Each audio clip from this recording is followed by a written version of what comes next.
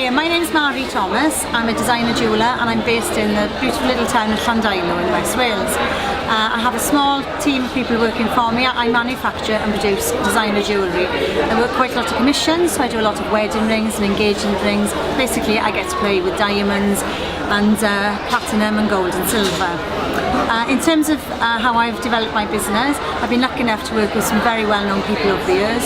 I've worked with Only Men Allowed, I've dressed them all backstage for their concerts. I've worked with Rebecca Evans and Bryn Terfel, and really speaking, I've just been very, very lucky with who's been passionate about my work and how my work has got out there. So that's my top tips for marketing, is just basically don't just be confident in what you do and be enthusiastic and passionate.